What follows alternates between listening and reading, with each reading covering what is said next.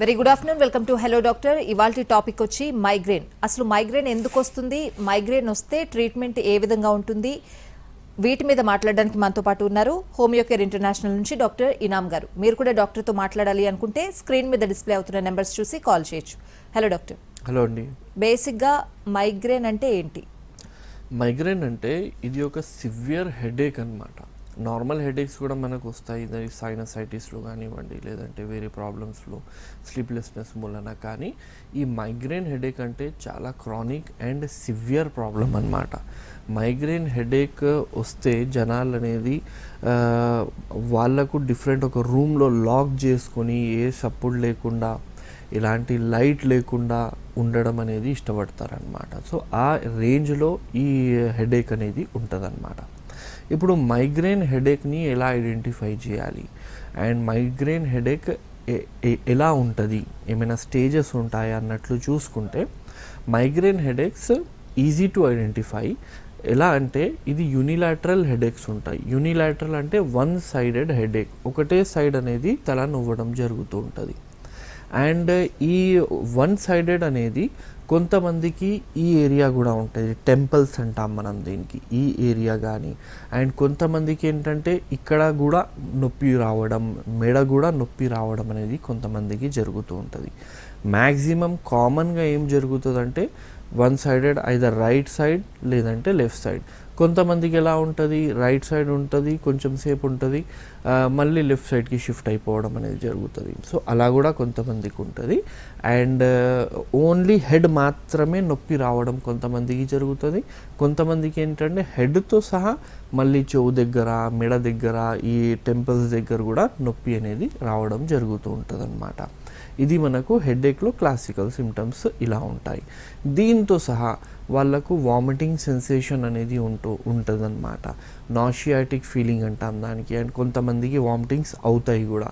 So headache ఉండడం, one sided ఉండడం, దాంతో సహా వామిటింగ్ వచ్చినట్టు అనిపించడం, అండ్ కొంతమందికి వామిటింగ్స్ కూడా రావడం జరుగుతూ ఉంటుందన్నమాట. ఇప్పుడు ఈ హెడేక్స్లో కొంతమందికి విత్ ఔరా ఉంటుంది, కొంతమందికి వితౌట్ ఔరా ఉంటుంది. ఇప్పుడు ఔరా అంటే ఏంది అన్నట్లు చూసుకుంటే, ఔరా అంటే మనకు హెడేక్ వస్తున్న ముందు మనకు తెలిసిపోవడంకి నాకు హెడేక్ అనేది ఇప్పుడు స్టార్ట్ అవ్వబోతుంది. సో ఆ లక్షణాలు ఏ విధంగా ఉంటాయి అన్నట్లు చూసుకుంటే, విజన్ కొంచెం డిస్టర్బ్ అవ్వడం జరుగుతాయి, ఫ్లికరీ విజన్, లేదంటే లైట్స్ కనబడడం కానీ, కొంచెం విజన్ డిస్టర్బెన్స్ అనేది ఉంటుంది. ఇది ఫస్ట్ థింగ్. దీంతో సహా చెవులలో కొంచెం సౌండ్స్, రింగింగ్ సౌండ్స్ అనేటివి రావడం జరుగుతుంది అన్నమాట. అది మీకు టినైటస్ అన్నట్లు మనం దానికి చెప్తాము. అండ్ కాన్సన్ట్రేట్ చేయలేకపోవడం, ఏ పని మీద కూడా మనం కాన్సన్ట్రేట్ చేయలేకపోతూ ఉంటాం అన్నమాట. సో అలా ఉంటే దానికి మనం ఔరా అన్నట్లు చెప్తాము. సో ఔరా విత్ మైగ్రేన్ కూడా ఉంటుంది. అండ్ కొంతమందికి ఔరా అనేది కనబడదు. కొంతమందికి ఎలా ఉంటుందంటే ఈ ఔరా సిమ్టమ్స్తో సహా మైగ్రేన్ సిమ్టమ్స్ కూడా అన్నీ కలిపి ఒకేసారి రావడం అనేది జరుగుతూ ఉంటుంది అన్నమాట. అండ్ ఈ మైగ్రేన్ ఎంతసేపు ఉంటుంది అన్నట్లు చూసుకుంటే, ఇది 4 hours నుంచి 72 hours వరకు కంటిన్యూ ఉండే అవకాశం ఉంటుంది అన్నమాట. వచ్చింది అంటే 4 గంటలు ఉంటుంది, లేదు చాలా ఇంటెన్సిటీ ఎక్కువ ఉంది అంటే 72 hours వరకు కూడా వాళ్ళు హెడేక్తో సఫర్ అవుతానే ఉంటారనమాట. సో ఇంత సివియరిటీ ఉంటుంది. అండ్ ఇది ఫీమేల్స్లో మనం ఎక్కువగా చూస్తాము. ఆల్మోస్ట్ 20 to 30% ఫీమేల్స్లలో ఈ ప్రాబ్లం, మైగ్రేన్ ప్రాబ్లం అనేది ఉంటుందన్నమాట. So females are more affected because they are having more hormonal changes అన్నమాట. అండ్ ఇది ఫ్రీక్వెన్సీ ఎలా ఉంటుంది అన్నట్లు చూసుకుంటే, అంటే ఎన్నిసార్లు ఇది రావడం అనేది జరుగుతుంది అన్నట్లు చూసుకుంటే, ఇది సంవత్సరంలో ఒకసారి 2 సార్లు అయినా రావచ్చు, లేదంటే ఒక మంత్లో 4-5 సార్లు కూడా రావచ్చు. It depends on the frequency and triggering factors. And మీరు మీ జీవన శైలి ఎలా ఉంది దానిపైన అది డిపెండ్ అయి ఉంటుంది అన్నమాట. So this is the migraine headache అన్నమాట. అంటే ట్రిగరింగ్ ఫ్యాక్టర్స్ అంటే ఏంటి డాక్టర్, ఎట్లా చూడాలి మనం? అట్లాంటి ఫ్యాక్టర్స్ ఉన్నప్పుడు కంటిన్యూగా మైగ్రేన్ వస్తుంది అని చెప్తున్నారు. So Yes. మనం వాటిని ఎలా గుర్తించాలి? ఎలా గుర్తించాలి అన్నట్లు చూసుకుంటే అందరిలో ట్రిగరింగ్ ఫ్యాక్టర్స్ డిఫరెంట్ ఉంటుంది. అండ్ ఒకటి ఏంటంటే అందరిలో సేమ్ ట్రిగరింగ్ ఫ్యాక్టర్స్ కూడా ఉంటాయి. ఆ సేమ్ ట్రిగరింగ్ ఫ్యాక్టర్స్ ఏమున్నాయి అది మనకు తెలియాలి. సో ఫస్ట్ థింగ్ ఏంటి, ఇప్పుడు మీకు నిద్ర అవ్వట్లేదు, నిద్ర వస్తలేదు, లాస్ ఆఫ్ స్లీప్ ఉంది, అప్పుడు కూడా మైగ్రేన్ ట్రిగర్ అవుతుంది. దాని తర్వాత మీకు హార్మోనల్ ఇంబ్యాలెన్సెస్ జరిగినాయి and specially it occurs during periods అన్నమాట, లేదంటే ప్రెగ్నెన్సీలో. సో ఇలా హార్మోన్ ఇంబ్యాలెన్స్ జరిగితే కూడా హెడేక్ అనేది ట్రిగర్ అవ్వడం జరుగుతూ ఉంటుంది అన్నమాట. అండ్ బ్రైట్ లైట్స్ని మనం చూస్తూ ఉన్నాం అనుకోండి, ఆ బ్రైట్ లైట్స్ నుంచి ఐ స్ట్రెయిన్ మూలన మనకు హెడేక్ అనేది ట్రిగర్ అవ్వడం జరుగుతూ ఉంటుంది అన్నమాట. కొంతమందికి ఏంటంటే లౌడ్ నాయిస్తో కూడా ట్రిగర్ అవ్వడం జరుగుతుంది. ఇప్పుడు మనం థియేటర్లో కూర్చున్నాము, లేదంటే ఏదో బ్యాండ్ పోతుంది, అలా లౌడ్ నాయిస్తో కూడా చాలామందికి హెడేక్ అనేది ట్రిగర్ అయిపోవడం జరుగుతూ ఉంటుంది అన్నమాట. దీంతో సహా మీరు ఒక మీల్ అనేది స్కిప్ చేసేసారు. మీల్ స్కిప్ చేయడం అంటే బ్రేక్ఫాస్ట్ చేశారు కానీ లంచ్ చేయలేదు, లేదంటే టైం అయిపోయింది, 1 o'clock తినే వాళ్ళం 4 o'clock అవుతుంది. ఇలా మీల్స్ స్కిప్ చేస్తే ఆకలితో ఉంటే కూడా మీకు హెడేక్ ట్రిగర్ అయ్యే అవకాశం అనేది ఉంటుందన్నమాట. అండ్ దీంతో సహా కొంతమందికి కొన్ని ఫుడ్ ఐటమ్స్ మూలన కూడా ప్రాబ్లమ్స్ అనేటివి ఫేస్ చేస్తూ ఉంటారు, అది కూడా ట్రిగరింగ్ ఫ్యాక్టర్ ఉంటుంది. అందులో మనం జనరల్లీ చూసేది ఏంటంటే మనకు కొంచెం పులుపు వస్తువులు తినడం కానివ్వండి, లేదంటే కర్డ్స్ తినడం కానివ్వండి, లేదంటే ఏ ఫుడ్లో మనకు ప్రిజర్వేటివ్స్ ఉంటాయో ఆ ప్రిజర్వేటివ్స్ ఉన్న ఫుడ్ తింటే కూడా చాలామందికి ట్రిగర్ అనేది అవ్వడం జరుగుతూ ఉంటుంది అన్నమాట.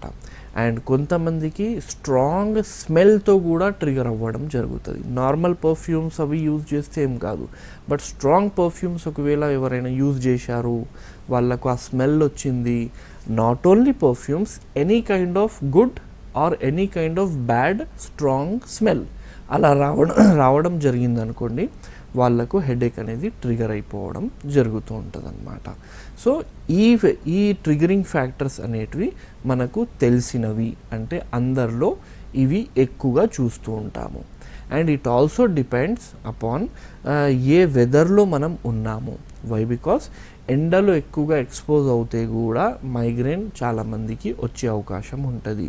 స్పెషల్లీ సమ్మర్ సీజన్లో ఇది ఎక్కువ మైగ్రేన్ అనేది ట్రిగర్ అవుతూ ఉంటుంది. బికాస్ బాడీ అనేది డిహైడ్రేటెడ్ అనేది ఉంటుంది ఆ టైంలో, కరెక్ట్గా మనం వాటర్ అనేది తాగము, కాబట్టి మీకు ఆ టైంలో ఎక్కువగా మనం చూస్తూ ఉంటాము. అలాగే వింటర్ సీజన్లో కూడా కొంతమందికి ఉంటుంది. వై? బికాస్ వింటర్లో కూడా డిహైడ్రేట్ అవుతాం మనకు తెలియదు అన్నమాట. ఎలా అంటే వింటర్లో మనకు పెద్దగా దాహం అనేది అవ్వదు, కాబట్టి మనం ఎక్కువగా తీసుకోము. నార్మల్ వాటర్ తీసుకున్నా కూడా తొందరగా యూరిన్కి వెళ్ళాలి కదా అన్నట్లు కావాలని మనం తక్కువగా వాటర్ తాగుతాము.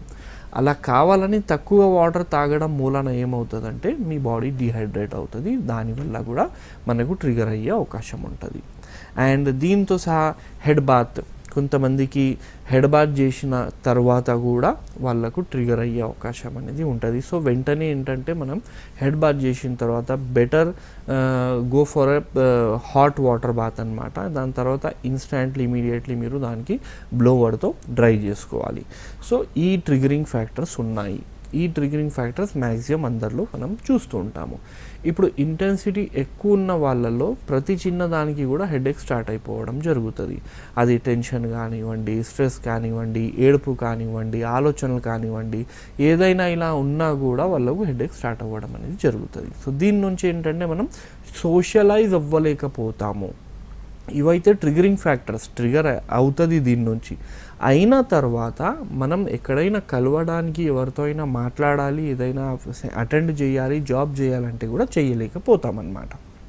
వై? బికాస్ హెడేక్ ట్రిగర్ అయిపోయిన తర్వాత మనకు ఒంటరిగా ఉండాలనిపిస్తుంది, లైట్లు నచ్చవు అండ్ సౌండ్స్ నచ్చవు. So this is the migraine headache అనమాట.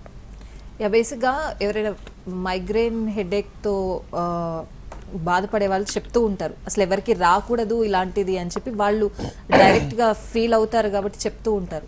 అంత సివియర్ హెడేక్ వస్తూ ఉంటుంది డాక్టర్. చాలా మంది సివియర్గా హెడేక్ వచ్చినప్పుడు మైగ్రేన్ ఉందేమో టెస్ట్ చేయించుకోండి అని చెప్తూ ఉంటారు. కానీ సీజనల్ గా వచ్చిన వాళ్ళు నెగ్లెక్ట్ చేస్తూ ఉంటారు, అంటే ఇయర్లీ వన్స్ ట్వైస్ వచ్చిన వాళ్ళు నెగ్లెక్ట్ చేస్తూ ఉంటారు. సో అప్పుడు ఏమవుతుంది డాక్టర్?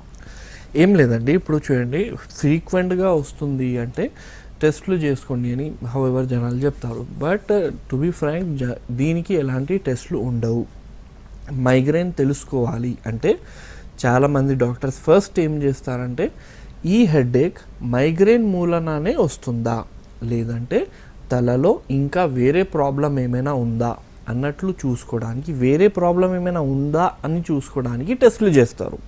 కానీ ఈ టెస్ట్ రిపోర్ట్ ఇట్లా వస్తే మైగ్రేన్ ఉన్నట్లు ఏమీ ఉండదు. ఎంఆర్ఐ చేస్తారు, ఈజీ చేస్తారు, ఇది చేసి చూస్తారనమాట కి బై మైండ్లో మీ బ్రెయిన్లో ఏమైనా ఇబ్బంది ఉందా, ఏదైనా ట్యూమర్ ఉందా, ఏదైనా ప్రాబ్లం ఉందా అన్నట్లు చూస్తారు. అది చూసిన తర్వాత దాంట్లో బ్రెయిన్లో ఏం రాదు. మళ్ళీ కొంచెం సర్వైకల్ టెస్టులు కూడా చేస్తారు. సర్వైకల్ అంటే మెడ టెస్టులు కూడా, మెడ ఎంఆర్ఐ కానీ ఎక్స్రే కానీ చేస్తారు. సో ఈ మెడ నొప్పి ఉండడం మూలన కూడా చాలామందికి హెడేక్ ఉంటుంది అనమాట. సో అదేమైనా ఉందా అన్నట్లు చూసుకుంటారు. అది కూడా క్లియర్ వచ్చిందనుకోండి, అప్పుడు మీకు ఇవన్నీ లక్షణాలు మీకు డాక్టర్స్ చూస్తారనమాట. కి బై ఎలాంటి లక్షణాలు ఉన్నాయి, ఇప్పుడు నేను చెప్పిన లక్షణాలు దొరికినాయి అనుకోండి, ఇది చూసి మళ్ళీ మీ మెడికల్ హిస్టరీ ఎలా ఉంది, మీ ఫ్యామిలీ హిస్టరీ ఎలా ఉంది. ఎందుకంటే మ్యాక్సిమం ఈ హెడేక్స్ అనేటివి మన వంశపరంగా కూడా రావడం జరుగుతుంది. మీ మమ్మీస్ ఫ్యామిలీలో, ఫాదర్స్ ఫ్యామిలీలో ఎవరికైనా ఉంది అంటే మనం కూడా దాంతో ఎఫెక్ట్ అయ్యే అవకాశం అనేది ఉంటుంది. కాబట్టి ఈ ఫ్యామిలీ హిస్టరీ అవన్నీ చూసి మనం డయాగ్నోస్ అనేది చేయడం జరుగుతుంది అన్నమాట. ఇప్పుడు ఇయర్లీ వన్స్ వస్తుంది అండ్ కొంతమందికి ఫ్రీక్వెంట్లీ వస్తుంది. సో ఫ్రీక్వెంట్లీ ఇయర్లీ వన్స్ వస్తున్న వాళ్ళకు పెద్దగా టెన్షన్ అనేది ఏమీ ఉండదు.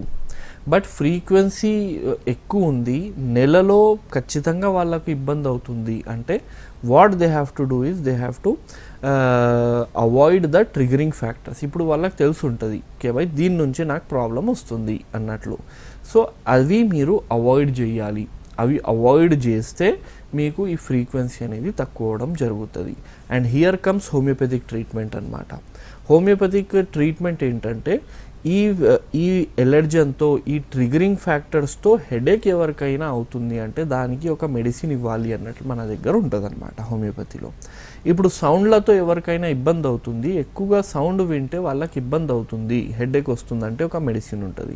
లైట్తో వస్తుంది అంటే ఒక మెడిసిన్ ఉంటుంది. సో ఇలా ప్రతి డిఫరెంట్ ట్రిగరింగ్ ఫ్యాక్టర్స్కి మన దగ్గర డిఫరెంట్ మెడికేషన్స్ ఉంటాయి.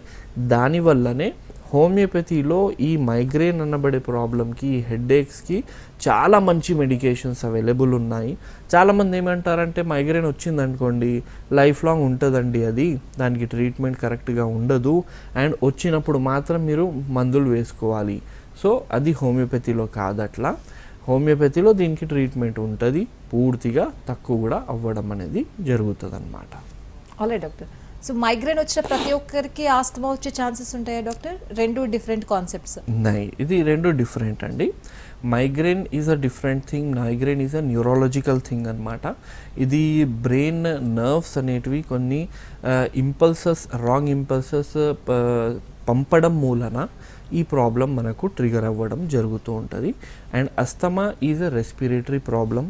అస్తమా అండ్ ఎలర్జిక్ రైనైటిస్, ఇవి రెండు అప్ టు సమ్ ఎక్స్టెంట్ అనేది కనెక్షన్ ఉంటుంది, కానీ మైగ్రేన్కి దీనికి పెద్దగా కనెక్షన్ అనేది ఉండదన్నమాట. కానీ ఇప్పుడు మైగ్రేన్ వచ్చింది, మైగ్రేన్ వస్తే ఒక మంచి చాలా టెన్షన్ పడి చాలా యాంగ్జైటీ వచ్చేసింది ఆయనకు. ఆ యాంగ్జైటీ మూలన ఆయనకు అస్తమా అటాక్ అనేది అయ్యే అవకాశం ఉంటుందన్నమాట. సో దిస్ ఈజ్ ఇలా రిలేషన్ ఉంటుంది, బట్ చాలా తక్కువ. అది maximum allergic rhinitis and sinusitis, allergic rhinitis and asthma are related up to some extent. ఎందుకంటే అస్తమా కూడా మనకు ఎలర్జిక్ అస్తమా ఉంటుంది అనమాట. అండ్ రైనైటిస్ కూడా ఎలర్జిక్ రైనైటిస్ ఉంటుంది అనమాట. రైనైటిస్ అంటే ఏంది, కొత్త పదం లాగా అనిపిస్తుంది మనకు అన్నట్లు ఉంటుంది, కానీ rhinitis is the most common thing. పొద్దున లేవంగానే ఎవరికైనా తుమ్ములు వస్తున్నాయి సో వాళ్ళకు రైనైటిస్ అంటాము. సో ఈ rhinitis is very common thing. చాలా రోజుల వరకు రైనైటిస్తో సఫర్ అవుతున్నారు. దానికి సరిగ్గా ట్రీట్మెంట్ తీసుకోవడం లేదు. ట్రీట్మెంట్ తీసుకున్నా కూడా జాగ్రత్తలు తీసుకోవడం లేదు అంటే అది అస్తమాలో కూడా మారొచ్చు. అస్తమాలో కూడా ఆ ప్రాబ్లం వెళ్ళొచ్చు అన్నమాట. ఇప్పుడు what is asthma and what is allergic rhinitis? Asthma respiratory problem, అంటే శ్వాస తీసుకోవడానికి ఇబ్బంది అవుతుంది బికాస్ మీ లంగ్స్లో వాటర్ ఫిల్ అవ్వడం కానీ మ్యూకస్ ఫిల్ అవ్వడం కానీ జరుగుతుంది అండ్ బ్రాంక్యూల్స్ అనేటివి చిన్నగా అయిపోవడం జరుగుతుంది. బ్రాంక్యూల్స్ అంటే ఇప్పుడు మనం శ్వాస తీసుకుంటున్నాం కదా, ముక్కు నుంచి గొంతు నుంచి ఇది మన లంగ్స్లో వెళ్తుంది. 2 పైపులు డివైడ్ అయ్యి ఇక్కడ లంగ్స్లో పోతాయి. మళ్ళీ ఆ పైప్స్ అనేటివి మరీ ఇతర చిన్న పైప్స్లలో డివైడ్ అయిపోవడం జరుగుతుంది. బ్రాంక్యూల్స్ అంటాం దానికి. సో ఆ పైప్స్ అనేది ఒక డయామీటర్ది ఉంటుంది, అంటే ఇంత ఉంటుంది అనుకోండి. అస్తమా వచ్చినప్పుడు ఏంటంటే అవి చిన్నగా అయిపోవడం జరుగుతుంది. ఇప్పుడు ఒక పైప్ ఉంది, దాని నుంచి మనకు వాటర్ వస్తుంది అండ్ దానికి మనం చిన్నగా చేస్తే ఏమవుతుంది, అది స్పీడ్ పెరిగిపోవడం జరుగుతుంది, లోడ్ పెరిగిపోవడం జరుగుతుంది. మనకు ఎంత వాటర్ కావాలి ఎంత వాటర్ దొరకదు. సేమ్ థింగ్ మన బాడీకి ఎంత శ్వాస అవసరం ఉంది, ఎంత ఆక్సిజన్ అవసరం ఉంది, అంత ఆక్సిజన్ లోపలికి వెళ్ళలేకపోవడం జరుగుతుంది బికాజ్ అవి చిన్నగా అయిపోతుంది. చిన్నగా అయిపోయి కన్స్ట్రిక్ట్ అయిపోయి మళ్ళీ దాంట్లో మీకు మ్యూకస్ రావడం జరుగుతుంది. మ్యూకస్ అంటే నార్మల్ భాషలో తెమడ అంటాం మనం. సో మ్యూకస్ అనేది రావడం జరుగుతుంది లోపల. ఆ మ్యూకస్ రావడం మూలన ఏంటంటే అలాగే మనం శ్వాస తీసుకుంటున్నాము, సై సై సై సై సౌండ్లు వస్తాయి, దానికి వీజింగ్ అంటాము. సో అస్తమాలో ఏంటంటే మనకు షార్ట్నెస్ ఉంటుంది, బ్రీతింగ్ అంటే ఇలా స్పీడ్గా బ్రీత్ తీసుకోవడం అనేది జరుగుతుంది. దాంతో సహా చెస్ట్ నుంచి sounds, wheezing sounds, sewing sounds అనేటివి వాళ్ళకు రావడం అనేది జరుగుతుంది. దాంతో సహా వాళ్ళకు దగ్గు రావడం జరుగుతుంది. ఎందుకంటే అక్కడ లోపల మ్యూకస్ జమ అయిపోతే మనకు బాడీ ఏం చేస్తుంది అంటే దానికి బయట తీసి పడేయాలి అన్నట్లు ఒక రిఫ్లెక్సెస్ అనేటివి వచ్చి మనకు దగ్గు వచ్చి అది మొత్తం కక్కుతాం అన్నమాట బయట. సో అలా ఒక్కసారి ఆ మ్యూకస్ బయట పడిందా మళ్ళీ వాళ్ళకి కొంచెం మంచిగా అనిపిస్తుంటుంది. మళ్ళీ స్టార్ట్ అయిందా మళ్ళీ కొంచెం సేపు తర్వాత మళ్ళీ స్టార్ట్ అవుతుంది. స్పెషల్లీ కోల్డ్ సీజన్లో అండ్ పెట్స్ ఉన్న చోట, డస్ట్ ఉన్న చోట, ఎక్కువగా ఫ్లవర్స్ ఉన్న చోట ఈ ప్రాబ్లం వాళ్ళు ఎక్కువ ఉంటారనమాట. ఎందుకంటే ఇది స్పెషల్లీ పోలన్ ఎలర్జీ ఉన్న వాళ్ళకు వస్తుంది. పోలన్స్ ఏంటి, ఫ్లవర్స్ నుంచి బయటికి వస్తున్న సీడ్స్ అనుకోండి, దానికి పోలన్స్ అంటాం. పోలన్ ఎలర్జీ చాలామందికి ఉంటుంది. డస్ట్ ఎలర్జీ చాలామందికి ఉంటుంది. ఆ డస్ట్ మూలన కూడా ఇది ట్రిగర్ అయ్యే అవకాశం ఉంటుంది. అండ్ పెట్స్ ఉంటుంది చాలామంది దగ్గర, పిల్లులు ఉంటాయి, కుక్కలు ఉంటాయి. సో ఆ పెట్స్ డాంగర్ వాళ్ళ హెయిర్స్ మూలన కూడా వీళ్ళకు అస్తమా ట్రిగర్ అయ్యే అవకాశం అనేది ఉంటుంది. కొంతమంది ఏంటంటే చల్ల వాతావరణం వాళ్ళకి పడదు, ఆ చల్లటి వాతావరణంలో ఉండే వాళ్ళకు కూడా ఎక్కువగా రావడం జరుగుతుంది. కొంతమందికి ఎగ్జర్షనల్ అస్తమా అనేది ఉంటుంది అనమాట. ఎగ్జర్షనల్ అంటే కొంచెం పని చేసినాము, ఎక్కువ పని చేసినాము, అలసిపోయాము. సో అలసిపోతే వాళ్ళకు ఇబ్బంది అనేది రావడం జరుగుతుంది అనమాట. ఎగ్జర్షనల్ అస్తమా అన్నట్లు చెప్తాం దానికి. సో అలా డిఫరెంట్ రీజన్స్ అనేటివి ఉంటాయి. కొంతమందికి ఎక్కువగా స్మెల్ అనేది పడదు, ఏదైనా ఘాటు స్మెల్ వచ్చిందనుకోండి వాళ్ళకి ప్రాబ్లం అనేది స్టార్ట్ అవ్వడం జరుగుతుంది. సో ఇది మనకు అస్తమా. అండ్ ఎలర్జిక్ రైనైటిస్ ఏముంది అన్నట్లు కాలర్ వెయిట్ చేస్తున్నారు, కంటిన్యూ చేద్దాం. హలో శ్రీనివాస్ గారు. శ్రీనివాస్ గారు నమస్తే అండి, నా పేరు శ్రీనివాస్. నేను వెస్ట్ బెంగాల్ నుంచి కాల్ చేస్తున్నాను. మాట్లాడండి డాక్టర్తో, ప్రాబ్లం చెప్పండి. డాక్టర్ గారు, యాక్చువల్లీ నాకు ఈ మైగ్రేన్ నేను 7th క్లాస్ నుంచి ఉంది, ఇప్పటికే వస్తుంది. ఇయర్లీ వన్స్ ఒకసారి వస్తుందండి. 1 month నాకు కంటిన్యూస్ గా వస్తుంది, డిఫరెంట్ టైమింగ్స్. ఓకే. కానీ నాకు కలర్ బ్లైండ్నెస్ కూడా ఉంది. ఓకే. సో ఆ వచ్చినప్పుడు నేను నార్మల్ గా ఇప్పుడు ఏంటంటే డిఫరెంట్ టాబ్లెట్స్ తీసుకుంటాను. సో అది అలా 1 month వాడిన తర్వాత నాకు మళ్ళీ ఒక 8 to 9 months రావట్లేదు. ఓకే. సో దీనికన్నా పర్మనెంట్ గా ఏమైనా సొల్యూషన్ ఉందా? ఈ రెండుకి రిలేషన్ కూడా ఉందా? కలర్ బ్లైండ్నెస్ కి మైగ్రేన్ కి ఏమైనా సొల్యూషన్ ఉందా సార్? అచ్చా, ఫస్ట్ థింగ్, కలర్ బ్లైండ్నెస్కి మైగ్రేన్కి రిలేషన్ అయితే లేదు. Colour blindness is completely different thing, migraine is completely different thing. రెండు దానికి సంబంధం లేదు. దీని తర్వాత పర్మనెంట్ సొల్యూషన్ ఉందా లేదా? ఎస్, డెఫినెట్లీ పర్మనెంట్ సొల్యూషన్ దీనికి ఉన్నది. పూర్తిగా తక్కువ కూడా అవ్వడం అనేది జరుగుతుంది హోమియోపతిలో, as we are treating our patients with constitutional medications కాబట్టి వాళ్ళకు పర్మనెంట్ సొల్యూషన్ అనేది ఉంటుంది అనమాట. సో ఒకసారి మీ దగ్గరున్న హోమియోకేర్ ఇంటర్నేషనల్ క్లినిక్కి మీరు వెళ్ళండి. నా పేరు doctor Inam. I will be available in Jubilee Hills branch. ఇక్కడ రావాలంటే మీరు ఇక్కడ కూడా రావచ్చు, లేదంటే స్క్రీన్ పైన కనబడుతున్న నెంబర్కి మీరు ఫోన్ చేయొచ్చు. వాళ్ళు మీకు గైడ్ చేస్తారు. మీ ఇంటి దగ్గర మా క్లినిక్స్ ఎక్కడ ఉన్నాయి అక్కడ వెళ్ళి మీరు ట్రీట్మెంట్ అనేది స్టార్ట్ చేసుకోవచ్చు. We do have very good treatment for migraine అనమాట. అలాగే డాక్టర్, ఆస్తమా చాలా చిన్న ఏజ్ నుంచి కూడా కొంతమందిలో మనం చూస్తూ ఉంటాం, వాళ్ళు లైఫ్ లాంగ్ సఫర్ అవుతూనే ఉంటారు. ఎందుకు డాక్టర్? అంటే వన్స్ ఆస్తమా వచ్చిందంటే ఇంకా కంటిన్యూ దానికి మెడికేషన్ అనేది ఉండాలా? యా, సో అస్తమా ఎప్పుడైనా రావచ్చు. మెయిన్లీ ఏంటంటే మిడిల్ ఏజ్లో రావడం జరుగుతుంది, అంటే 30sలో అట్లా ట్రిగర్ అవుతుంది అనమాట. కానీ ఇది చిన్నపిల్లల్లో కూడా కొన్ని సందర్భాల్లో చూస్తూ ఉంటాము, అండ్ పెద్ద ఏజ్ వాళ్ళలో అయితే ఇది ఉంటూనే ఉంటుంది ఇది. సో ఒక్కసారి వస్తే మళ్ళీ రేపు పోదా? No, it's not like that. ఇప్పుడు ఈ ప్రాబ్లం అది మైగ్రేన్ కానివ్వండి, ఎలర్జీ కానివ్వండి, అస్తమా కానివ్వండి, ఈ 3 ప్రాబ్లంకి హోమియోపతిలో మాత్రం పర్మనెంట్ సొల్యూషన్ అవైలబుల్ ఉంది. అండ్ మనం హండ్రెడ్స్ ఆఫ్ ల్యాక్స్ ఆఫ్ పేషెంట్స్ని ఇప్పుడు వరకు ట్రీట్ చేసినాము, who are leading very happy successful lives అనమాట. సో హోమియోపతిలో అయితే దీనికి పర్మనెంట్ సొల్యూషన్ ఉంది. అండ్ చాలామంది ఏం చేస్తారంటే వెంటనే హోమియోపతి స్టార్ట్ చేసిన వెంటనే అస్తమా వాళ్ళు నేను ఏ ట్యాబ్లెట్ వాడను, అలా జరగదు. ఇప్పుడు హోమియోపతిక్ ట్రీట్మెంట్ స్టార్ట్ చేశారు, పర్మనెంట్ సొల్యూషన్ కోసం మేము మెడిసిన్స్ ఇస్తూ ఉంటాము. మధ్యలో ట్రిగరింగ్ ఫ్యాక్టర్ ఉంటే అప్పుడప్పుడు మీరు పంపు తీసుకోవాల్సిన అవసరం వస్తుంది డ్యూరింగ్ ద ట్రీట్మెంట్ అంటున్నా. పూర్తిగా ట్రీట్మెంట్ ఖతం అయిపోయింది, యు ఆర్ పర్ఫెక్ట్లీ హెల్దీ అంటే దాని తర్వాత ఆ అస్తమా అటాక్స్ కూడా మీకు రావు, అవి యూజ్ చేయాల్సిన అవసరం కూడా మీకు ఉండదు. Same thing happens in the headache అనమాట. ఇప్పుడు హోమియోపతిక్ ట్రీట్మెంట్ వాడుతున్నాము, what we have to expect, ఈరోజు స్టార్ట్ చేసినామంటే ఈరోజు నుంచి హెడేక్ రాదు అన్నట్లు ఉండదు. హెడేక్ వస్తుంది, కానీ ఫ్రీక్వెన్సీ ఎంత ఉంది బై మీకు ఒక నెలలో ఒక 5 సార్లు వస్తున్న హెడేక్ అనేది మెల్లగా తక్కువ అయిపోయి 4 సార్లు వస్తుంది, మళ్ళీ 3 సార్లు వస్తుంది, మళ్ళీ నెలలో ఒకసారి వస్తుంది, 6 నెలల్లో ఒకసారి వస్తుంది. ఇలా అయి మెల్లమెల్లగా పూర్తిగా సెట్ అయిపోవడం జరుగుతుంది. అండ్ ఫ్రీక్వెన్సీ, ఇంటెన్సిటీ అంటే ఎంత తీవ్రంగా మీకు ప్రాబ్లం హెడేక్ అవుతుంది on a scale of 1 to 10 number మీద మీరు ఉన్నారు అంటే మెల్లమెల్లగా అది ఒక 10% తక్కువ అవుతుంది, 20%. ఇప్పుడు హెడేక్ వచ్చినా కూడా నేను మందులు వాడకున్నా కూడా దానికి మేనేజ్ చేసుకోగలుగుతున్నాను, ఆ విధంగా పోయి పూర్తిగా తక్కువైపోవడం అనేది జరుగుతాయి. సో బేసికల్లీ హోమియోపతిలో నిదానంగా తక్కువ అవుతుంది, కానీ పూర్తిగా శాశ్వతంగా ఈ ప్రాబ్లమ్స్, పెద్ద ప్రాబ్లమ్స్ ఇవన్నీ, లైఫ్ లాంగ్ ఉండేటివి ప్రాబ్లమ్స్ ఇవన్నీ ప్రాబ్లమ్స్ పర్మనెంట్గా హోమియోపతిలో మనం తక్కువ చేసుకోవచ్చు అనమాట. బేసిక్గా మైగ్రేన్ అయినా ఆస్తమా అయినా సివియారిటీ బట్టి, అంటే ఇంటెన్సిటీ ఎక్కువ ఉన్న వాళ్ళకి ట్రీట్మెంట్ తీసుకుంటే సెట్ అవ్వడానికి ఎంత టైం పడుతుంది డాక్టర్? ఇది పేషెంట్ టు పేషెంట్ వేరీ అవుతుందా? డెఫినెట్లీ వేరీ అవుతుంది. ఇప్పుడు మా పర్సనల్ ఎక్స్పీరియన్స్లో మైగ్రేన్ అనేది స్పీడ్ రికవరీ అయితే 3 monthsలో అయిందండి. సో 3 months మెడికేషన్స్ తర్వాత he was very happy and triggering fact ఎప్పుడు మళ్ళీ ట్రిగర్ అవ్వడం అనేది జరగలేదు. అలా అని ఐ కాంట్ ప్రామిస్ ఎవ్రీ 3 monthsలోనే మంచిగా అవుతుంది అనేది కాదు. చాలామందికి మైగ్రేన్ మా దగ్గర వస్తున్న వాళ్ళు ఒక 10 సంవత్సరాల నుంచి ఉంది, 15 సంవత్సరాల నుంచి ఉంది అన్నట్లే వస్తారు. సో ఎక్కువ సంవత్సరాల నుంచి ప్రాబ్లం ఉంటే మనకు టైం కూడా పడుతుంది, పర్సన్ టు పర్సన్ వేరే ఉంటుంది.